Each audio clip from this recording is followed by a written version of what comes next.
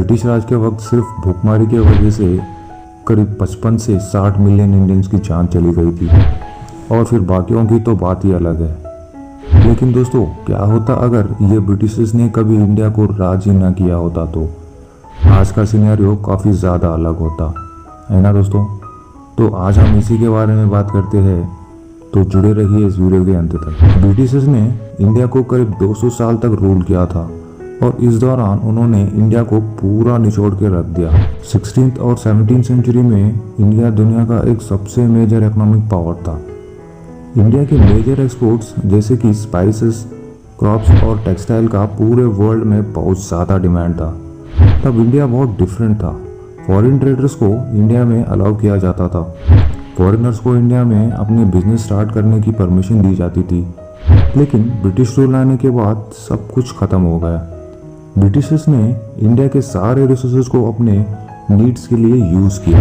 उनके लिए इंडिया मानो एक सोने की मुर्गी थी, या फिर ऐसा कह लो कि जो ताज आज वो पहन रहे हैं उसमें के सारे हीरे इंडिया से चुराए हुए हैं।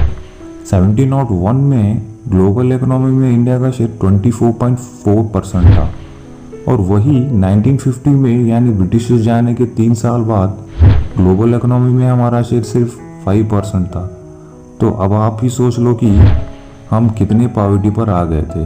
तो फिर ये एक ऑब्वियस प्रेडिक्शन है कि अगर ब्रिटिशर्स ना आए होते तो आज इंडिया बहुत ज़्यादा अमीर देश बनता, क्योंकि इंडियन रिसोर्सेज से ब्रिटिशर्स हर साल 4 मिलियन पाउंड जितना वेल्थ कमाते थे।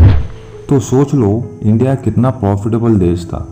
और अगर ब्रिटिश राज ना होता तो आज इंडिया कहाँ होता। वैसे ही जब वर्ल्ड वॉर 2 हुआ था तब उसमें इंडिया का कुछ भी लेना देना नहीं था, फिर भी हमारे करीब 2 मिलियन लोगों को इस वार में बलि देने के लिए भेजा गया था।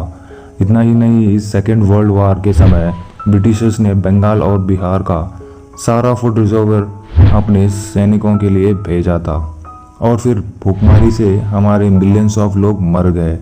उससे तो उन्हें कोई फ़र्क नहीं पड़ा था। तो डेफिनेटली अगर ब्रिटिशर्स ना होते तो हमारा ना जाने कितने पॉपुलेशन मरने से बच जाती और ये इतना भयानक इंसिडेंट इंडिया के साथ कभी नहीं होता।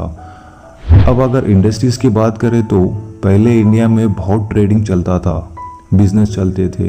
लेकिन ब्रिटिशर्स आने के बाद उन्होंने हमारे सारे बिजनेस, एग्रीकल्चर सब के ऊपर कब्जा कर लिया था। इंडियन टेक्सटाइल इंडस्ट्रीज तो पूरी डिस्ट्रॉय की गई थी और हैंडलूम का बिजनेस करने वालों पर स्पेशल टैक्स लगाए गए थे। सच में अगर ब्रिटिशर्स ना आए होते तो आज इंडियन टेक्सटाइल एक्सपोर्ट में दुनिया में सबसे लार्जेस्ट होता। इन्हें वे देखा जाए तो ब्रिटिशर्स ने इंडिया का काफ़ी ज़्यादा फ़ायदा उठाया, मासूम लोगों की जान ली और इंडिया को सबसे अमीर देश से सबसे गरीब देश बना दिया था। पर अगर ये सब नहीं होता, अगर ब्रिटिशर्स इंडिया को कभी रूल ही नहीं किया होते तो शायद इंडिया आज बिना कोई डिस्ट्रक्शन के काफ़ी ज़्यादा प्रोग्रेस करता। क्या आप भी इस बात से एग्री करते हो? अगर हाँ तो कमेंट बॉक्स में लिख देना, मेरा भारत महान। वैसे दोस्तों, अब इसमें और भी कुछ पॉइंट्स है जो कि हमें नोटिस करने चाहिए कि अगर ब्रिटिश राज ना होता तो शायद आज इंडिया जितना यूनाइटेड है उतना नहीं होता, क्योंकि उस समय इंडिया में करीब 6200 प्रिंसी स्टेट्स थे जो कि या तो एक दूसरे के राइवल्स थे या फिर अलायंस में थे।